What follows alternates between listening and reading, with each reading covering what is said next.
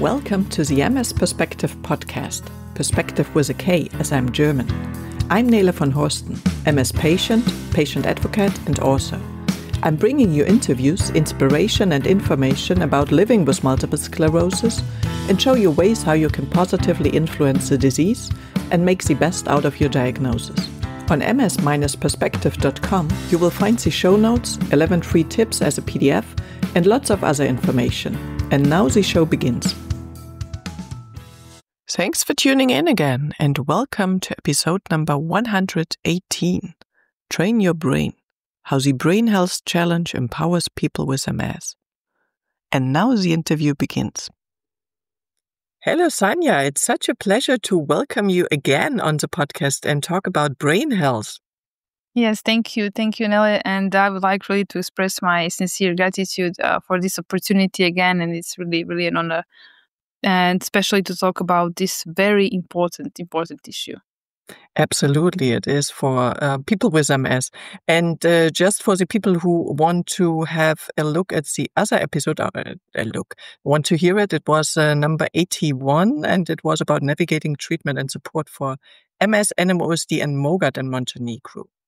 But today, it would be lovely if you could introduce yourself again for the ones who did not listen to that episode and share what inspired you to co-found the Brain Health Challenge 2025. Okay, so very shortly, my name is Sanja Gluscevic and I'm an adult neurologist and I hold my master thesis in multiple sclerosis. And in addition to this, I also am a co-chair of the European Charcot Foundation Fellowship Committee. I'm also a fellow in clinical neurophysiology and EEG, and I'm actively now finalizing my PhD thesis in this area.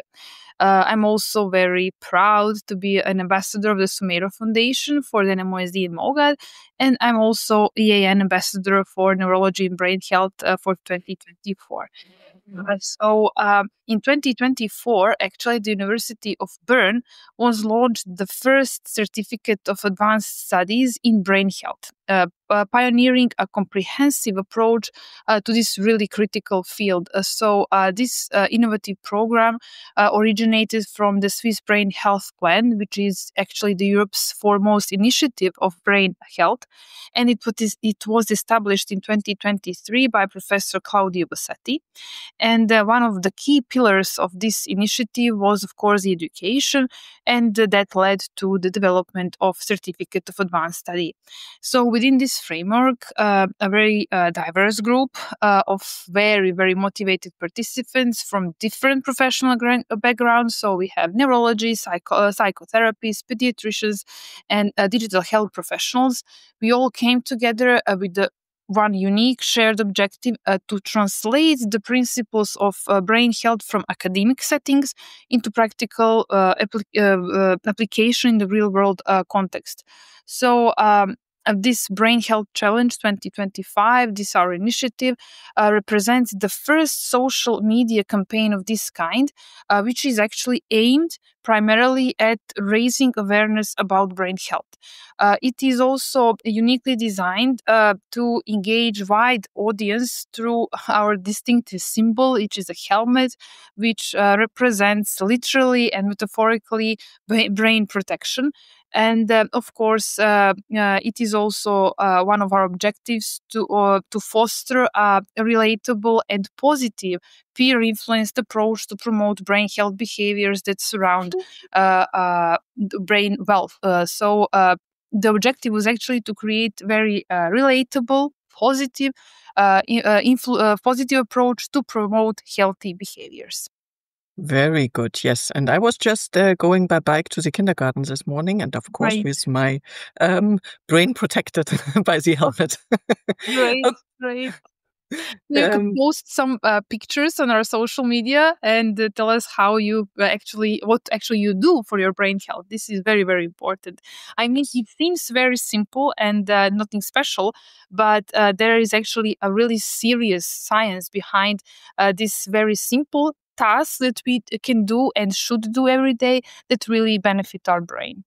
Absolutely. And I prefer to have not so pretty hair, but a healthy brain. Absolutely, absolutely. So, what does brain health mean to you personally, and why is it especially relevant today? Yes, very good question. Brain health is actually a fundamental component of our overall well-being, because without brain health, there is no health at all. So, in the brain health is actually encompassing a lot of functions like cognitive functions, emotional resilience, and also mental clarity.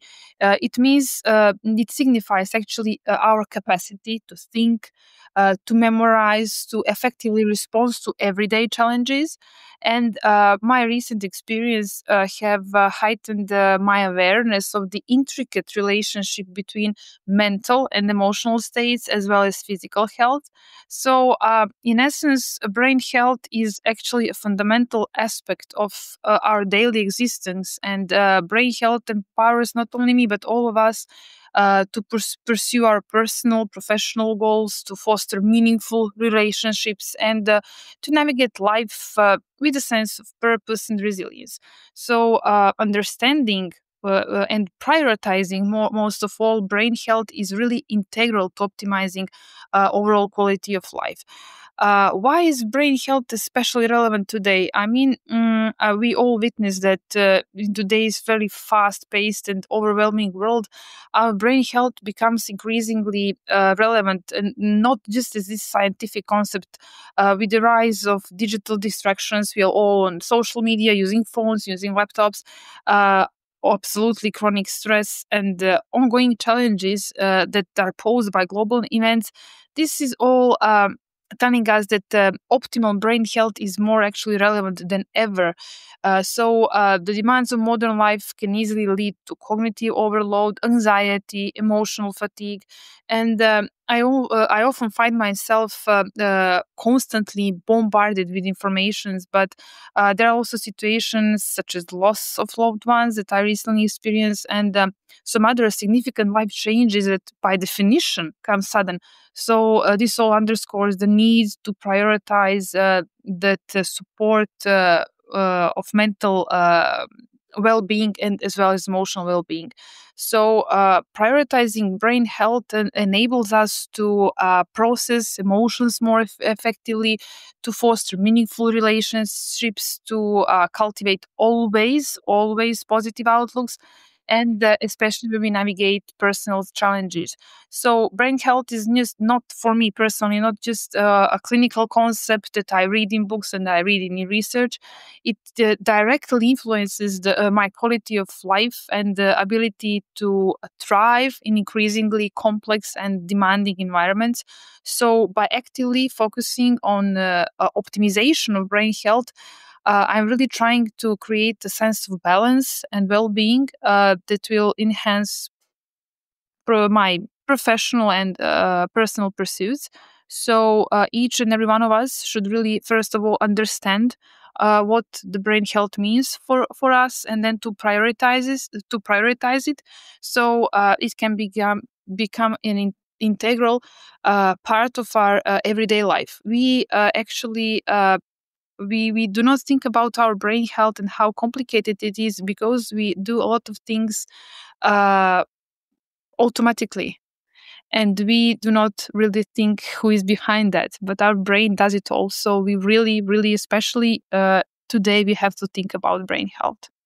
Yeah, absolutely. I always tell my kids, you have to protect your brain, otherwise nothing is working. It's really important. Absolutely true. Yes, great. I mean, you already said a lot about, but maybe can you summarize in very easy terms how you would define brain health and what are the key components? Yes, it is very important to realize that when we talk about brain health, it does not mean that our brain has to be perfectly healthy.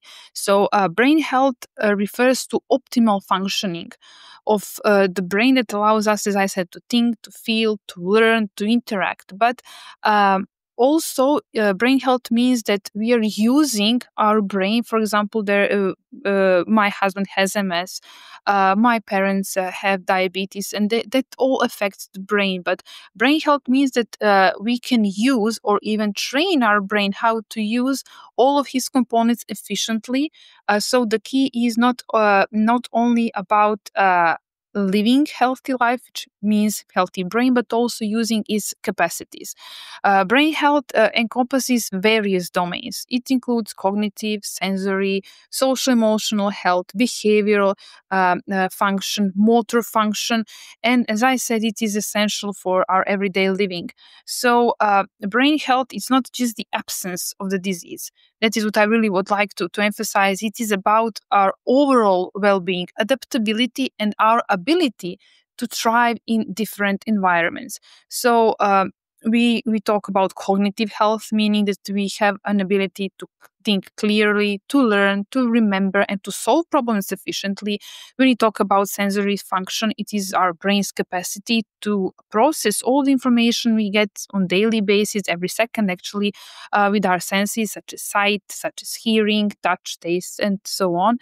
Social emotional health, meaning our ability to manage emotions, to build and maintain relationships, and to engage, of course, with others. Behavioral function means that the way how we be, regulate our behaviors, ranging from basic actions to very complex social interactions. Motor function, of course, it's our control over movement. And adaptive functioning is something I really like a lot about brain health because it is allowing us to adapt to new situations, to learn new skills, and to cope with everyday challenges. Yeah. So, you already mentioned your husband has MS. I have MS. So, how is the brain health affected in people living with MS, such as memory, focus, or mental energy? Oh yes, people with MS they experience we like to call it professionally invisible symptoms because they are not readily observable by the others, but these symptoms profoundly affect functioning and the overall quality of life. And like you really nicely said it, it's really. Impacts cognitive functions such as memory, concentration, decision making, and but not only cognition. It's also can manifest as fatigue, mood disorders, pain, sensory disturbances, and dysfunction of bowel, bladder, and sexual health. And besides their lack of visibility, research indicated these symptoms are very, very prevalent, ranging from 40 to up to 90%, depending on different cohorts. So, invisible symptoms, they primarily arise from the lesions in nervous system, and but they are not only uh, caused by these lesions. They can be also caused by other factors. We call them secondary and tertiary. For example, fatigue can be caused by lesions that are positioned strategically in the brain. That of course stems from lesions and inflammation, but also, for example, medication, sleep deprivation, hypothyroidism, anemia. Then they also can cause or contribute to fatigue. So patients oftentimes experience, we call it snowball effect, where one symptom exacerbates the other and leads to cycles of worsening. So, for example, pain and sleep deprivation contribute to increased daytime fatigue. So, while we still do not have a consensus on the impact of these invisible symptoms on disease progression, evidence suggests that they might exacerbate disease outcomes. So we all know that, I know it because I see that stress is linked to MS, not only onset, but very often relapses, that anxiety heighten the risk of disease activity. So studies indicate, for example, that cognitive decline does predict MS progression, and cognitive fatigue is associated with increased brain atrophy and relapse rates. So, if we do not address these invisible symptoms, patients may experience let's call them negative feedback loops. For example, if our patient is depressed and he feels fatigue and we do not address these symptoms, the patient will be less motivated, of course, to exercise, which will lead to further worsening of his weakness or her weakness and progression of gait impairment. So, addressing these invisible symptoms is very likely that will positively influence MS disability and quality of life. And of course, by addressing these symptoms, we are also working on brain health in MS patients.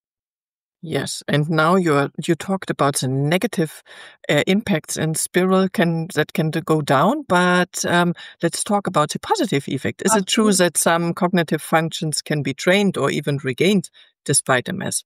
You're absolutely correct. And this is something that has been in focus for the last 15 years. Initially, cognitive impairment was not recognized as a symptom of MS, but once recognized, there was a lot of research done with the very positive outcomes, and we were very happy. And now, today, we have ample of evidence that cognitive training can and does lead to improvements in these areas. So, for example, research showed that structured cognitive rehabilitation, so that means that each patient will go a personalized program, and according to the results, will get that structured cognitive rehab. And these training programs can and do lead to significant improvements in cognitive functions. So, cognitive training can also promote neuroplasticity, and that could also lead to functional reorganization in the brain, which will enhance cognitive performance. On the other hand, we have combined cognitive training, which, for example, focuses on memory and attention. And the studies have also shown that this reduces not only cognitive fatigue, but also demonstrates that these persistent training influenced cognitive loads and performances. So, studies also indicate that there are also benefits from cognitive training over the long term, meaning that if you train your brain for a short period of time, the cognitive dysfunction will be improved during that time. But if you persist and do that daily, you change the way in how your neuronal networks work, and then you also influence your cognition on longer run.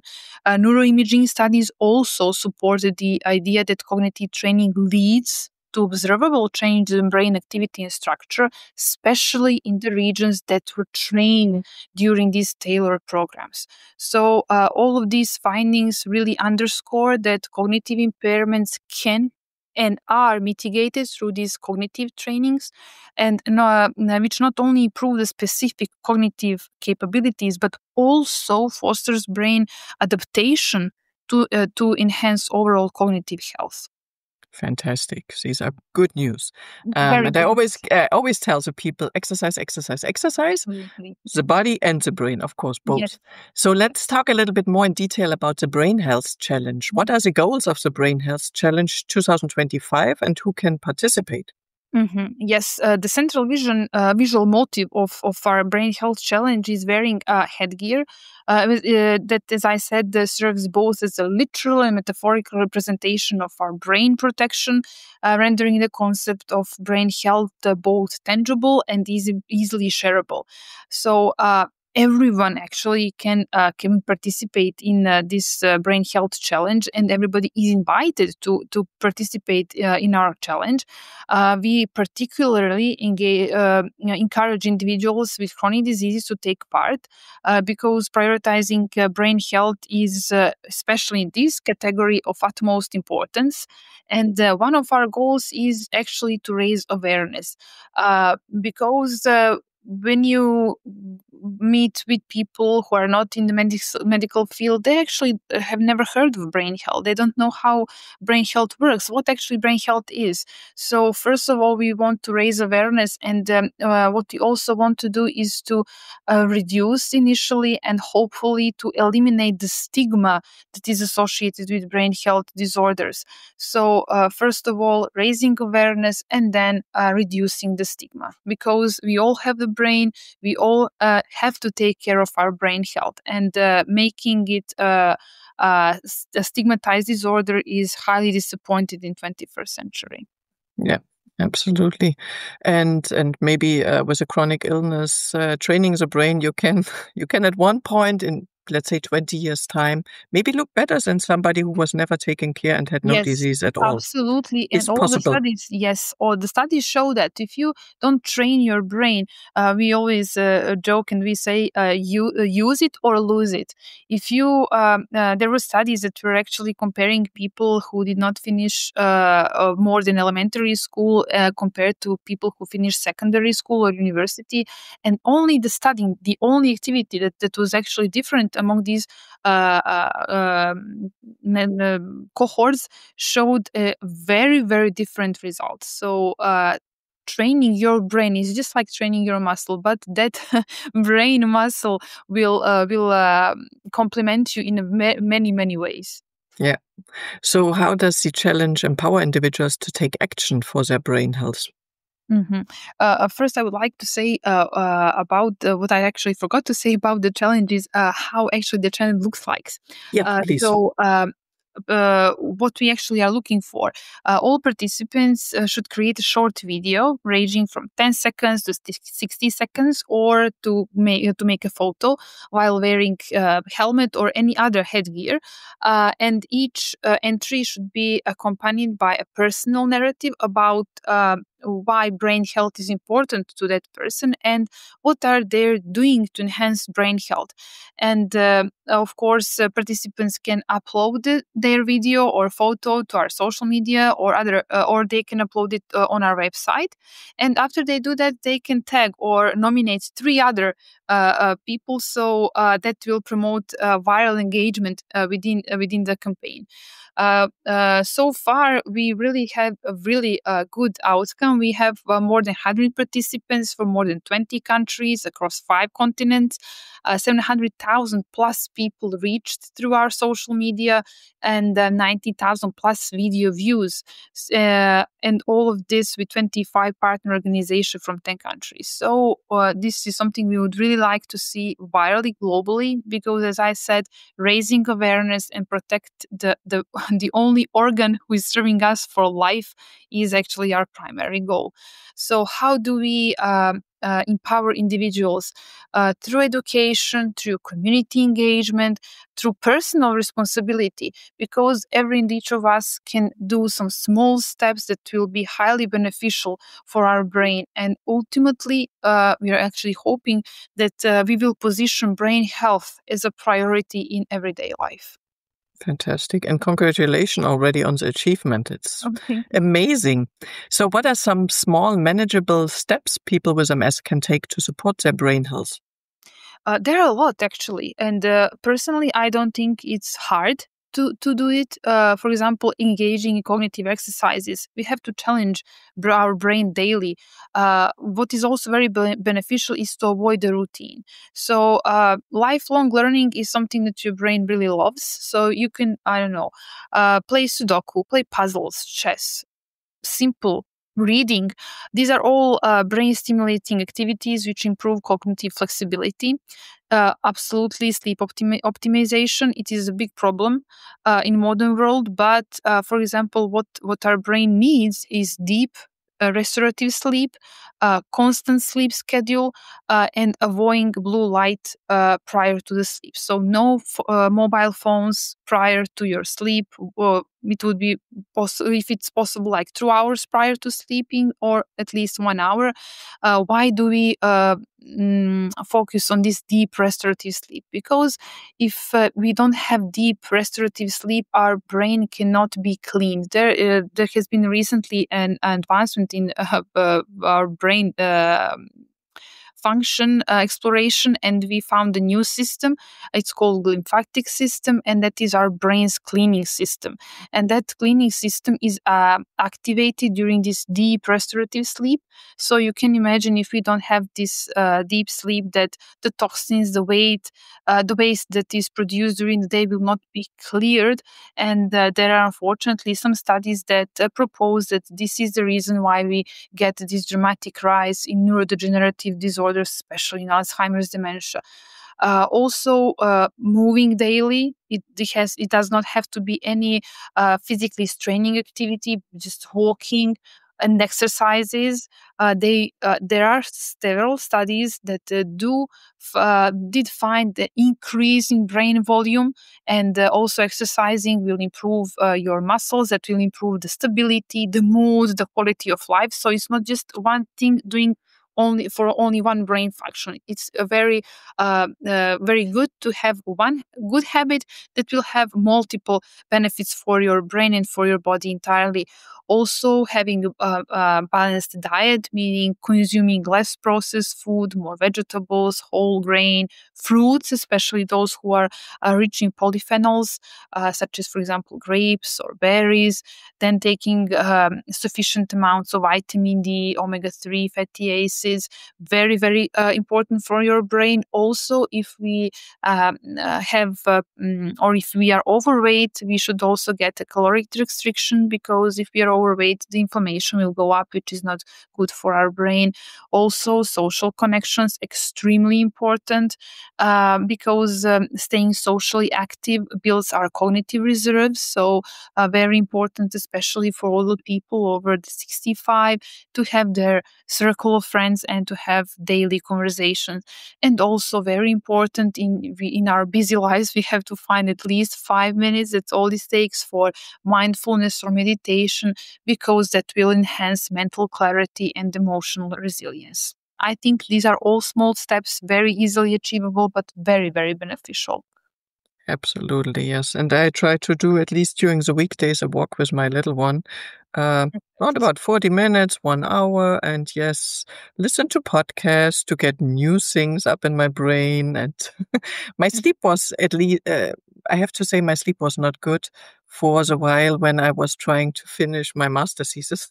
Yes, and breastfeeding and staying up all night. I mean, I can totally relate. It's true, but we should at least try to do what we can the best way we can to Yeah, have this information. and I think it's okay for the brain to withstand that for a few months if you Yes, become better afterwards. So yes. could you share a real life example of how brain health can improve with simple habits? Well, I will use my husband, because not because he's just my husband, because I can really see the difference, and because he has one of the worst cases of MS in our country. So it was for me very challenging to see. Okay, because when you go from severe diagnosis, very active disease, it's normal to get depressed, that you lose motivation to do anything, and you feel catastrophic. So it was. Really challenging to make my husband actually oblige to the things I wanted him to do for his brain, for his MS. And 4 years ago, after some encouragement, we started doing some cognitive training. He used computer based cognitive programs. And of course, initially he was very skeptical, but as the time progressed, he began to appreciate the training. And over time, really, both him and not just me, but also our friends observed really notable improvements. And these enhancement includes the reduction, especially reduction in fatigue, and a significant decrease in cognitive difficulties. Sometimes he would, for example, forget where he put his keys, or he could not remember what he did in certain period of time. But after this, all of this really changed, and also he enjoyed these cognitive activities, and he took an initiative, and he began writing a book. So with just this one small change, also he has to do physical activity every day, and he did maintain it.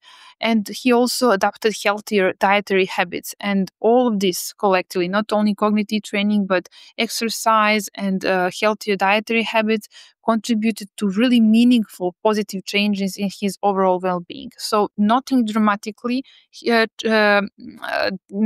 changed in the sense that he had to put up a lot of hours daily. No, it was like half an hour for cognitive training, maybe 45 minutes for exercise, and changing daily habits. And it really showed dramatical change in the last year, especially. Great. Sounds very good. So, you know that many people with MS struggle with fatigue or motivation, and you mentioned it a couple of times already. What advice would you give to help them stay engaged in brain health activities? This is very important. I mean, not only for MS, but for all chronic diseases, it's sometimes very hard to stay motivated, especially if you don't see results quickly. So it's very important to set realistic goals. Start with really small but achievable goals, and that will build a momentum of confidence. So small steps, and you will see the progress. Then it is very important not to be stuck in the routine. It will become very boring. So incorporate variety, mix different brain health activities to keep things interesting.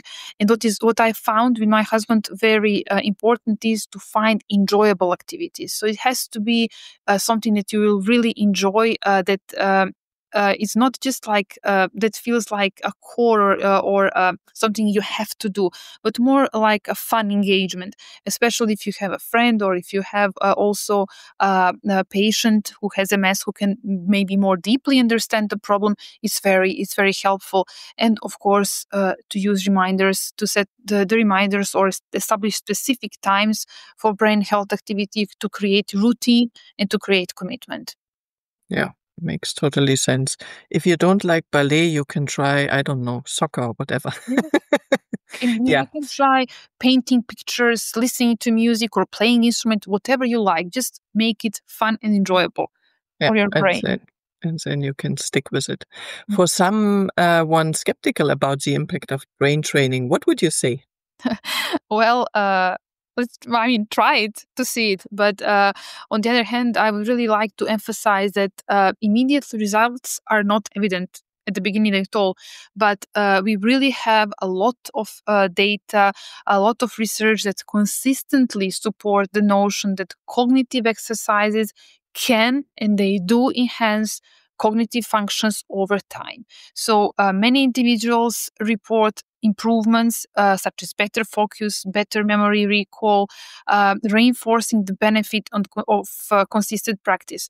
I use the example of my husband because I know him for 14 years and he's MS, but I also have very positive feedback for patients who have MS for like 5, 6, or 7 years. So not as long as my husband, and they were really amazed after 6 months when I saw them again how small and funny changes can really influence their mental health. So, encouraging a growth mindset is also beneficial because as brain health improvement is a gradual process. So it's just like I like to say it like watching a plant grow.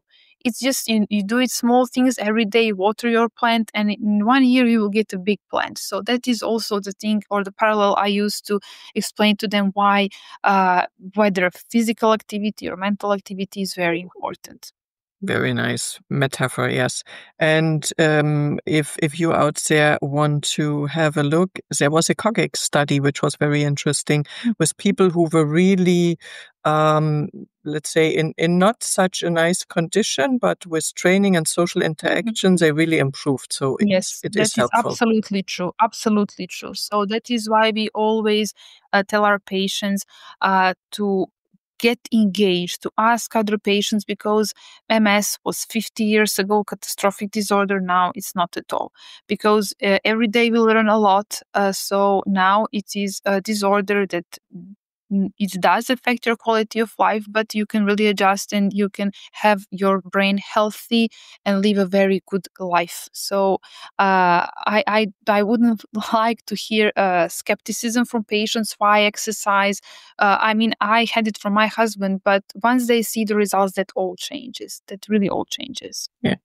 So are there communities or platforms that can help participants stay connected and motivated? Oh, absolutely. I think that local support organization for MS are really essential because they, first of all, provide a sense of community and shared experience. We have it here, and I always like to hear their positive stories. Also, resources like your own podcasts when where you have really important topics and you have doctors or scientists telling what are really the benefits. It also offers not only the scientific data, but peer support, but also access to information, because education is very important, and patients get things that they wouldn't probably find on other medias about the activities and strategies, how to maintain their brain health. Okay, so Sanja, what is your long-term vision for the future of brain health, especially for people living with MS? Oh, well, in envisioning the future of brain health, I really hold in a hopeful look, where brain health will become a priority, not only for those who are directly affected by neurological conditions, but actually for everyone. So I would really like to see brain health integrated as a fundamental concept of personalized healthcare approach, placing greater emphasis on preventive measures rather than what we have now, treatment modalities.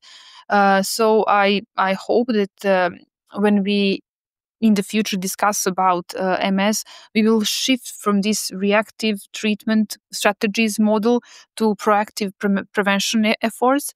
And this shift really plays brain health at the center of healthcare, encouraging individuals, all of us, to engage in practices that will promote not only cognitive but also brain wellness throughout our entire life. So, by prioritizing brain health for all, and especially people with neurological disorder, we can foster a culture of awareness, of resilience, where individuals are empowered to take charge of their brain well being, which will ultimately lead to healthier lives and, of course, improved quality of life for everyone. Sounds very good.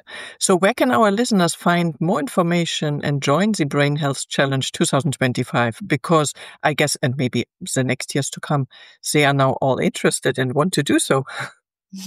Well, we hope that the people will be interested in and just visit our website. It's brainhealthchallenge.org, and the social media we have we actually include all medias like X, Instagram, TikTok, LinkedIn, and we have a lot of information that on one side regards the challenge, and we also have a lot of educational posts as well as videos and photos that are submitted by other participants. But the primary goal, as I said, is to engage people to see that in a very fun and easy way you can actually take care of the only organ you need for the entire of your life, your brain. So without brain health, there is definitely no health. Okay, Sanja, fantastic. And of course, I will upload a photo there. I have to check it, and you can find all the links in the show notes and on the blog article. But I will have to do something there as well, because brain health is really important. And I try to do as much as possible, and I did that right from the beginning when I received my diagnosis in 2004. Because back then nobody told me to take an immunotherapy. That happened later on.